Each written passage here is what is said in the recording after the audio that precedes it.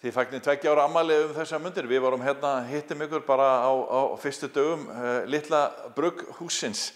Er mikið búið að gerast á þessum tíma? Á 2 árum?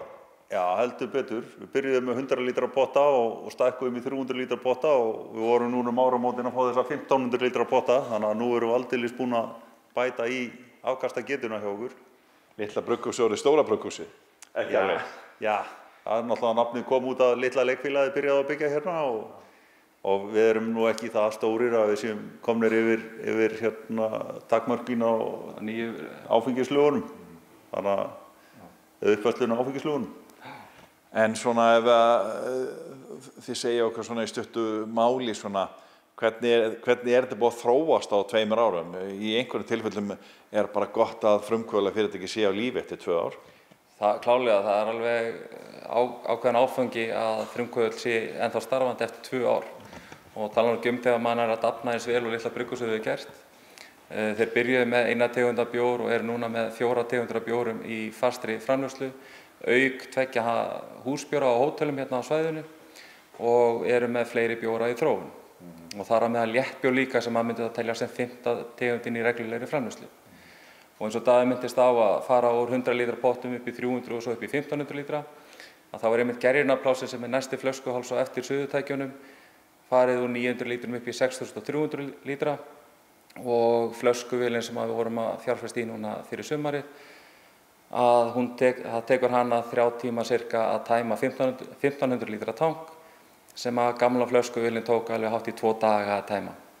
Þannig að þetta hefur verið gífilega góður vöxtur hjá okkur og við stefnum ótrauðir áfram og ætlum að láta til okkur taka, auka fjölbreytnina og reyna að sinna kúnnunum okkar eins vel og við getum. Og okkur þætti vænt að sjá einmitt flugstöðina og fyrirtækið þar taka betur í það að vera með svona heimabjór eða lokal bjór sem að margir túristar eða ferðamenn leitast eftir. Hvað er vinsælast af framleiðslunni ykkar? Það er skeggi. Það er eftir því hjá hverjum. Það er náttúrulega 95% af markanum í lagarbjórum og það er samt. Við erum að selja alveg þó nokkuð vel að skeggja þrátt fyrir að hann sé eins langt frá því að vera lagarbjór og mögulegt en vinsælustu bjórinn væri væntanlega bergið sem er næst í að vera lagarbjór.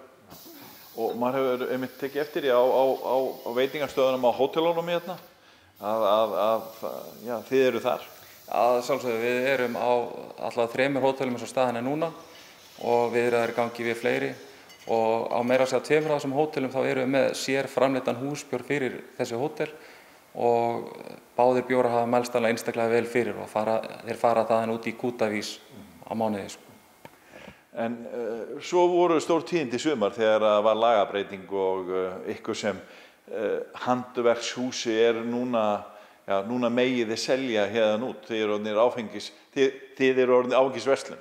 Já, mjög stutt í það. Það er bara rétt eftir að fá síðustu umsagnir í sambandi við umsóknina og þá var þetta detta inn bara á næstu dögum.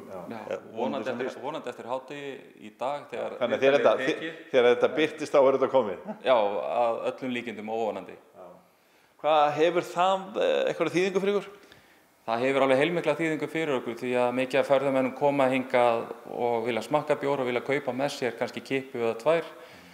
En hingað til við höfum ekki mátt selja þeim þennan bjór.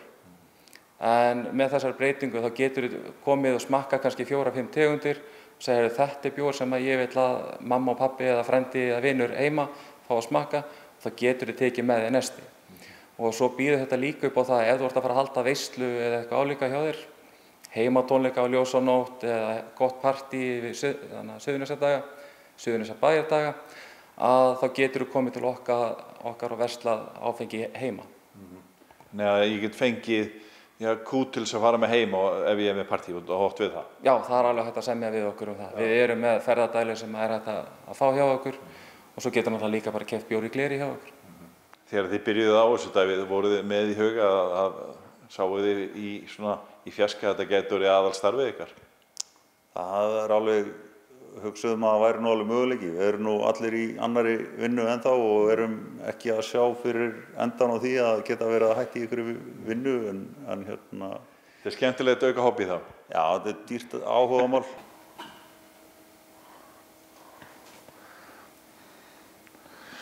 Þetta fylgir starfinu að það þarf að væta kverkarna.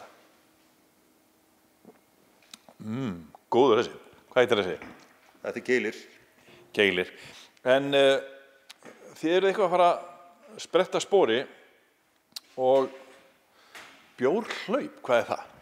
Já, nú á að fara að taka á því. Nú bæjarhátíðin að fara að byrja í Suðurnesjabæ og núna 27. klukkan 4 byrjar hlaupið, hálf 4 mæting, svona búa sig undir þetta og síðust að skrá sig inn. Og þá hlaupið hérna bjórmílan og það að fá sér bjór á svona 400 metra fresti til að hérna halda vökabúskapnum uppi og halda jafnvægi. Þá hvatt til þess að hlaupa ekki of hratt, þannig að fólk verður að hafa öryggi í fyrirrúmi og fara varlega í þetta og vera ekki of kappsamur hérna. Þetta getur haft áhrif á jafnvægi þegar verið að hlaupa og fá sér bjór. Og skemmtilegt svæði hérna í nágrenni Garðskaga. Já, það byrjum á Víðishúsinu og endum hérna í brugghúsinu. Þannig að þetta er mjög skemmtileg leið og hérna svona hjarta bæjarins. Snýst þetta ekki að vera fyrstur? Nei. Þetta snýst aðalega að hafa gaman. Það skiptir mestu máli.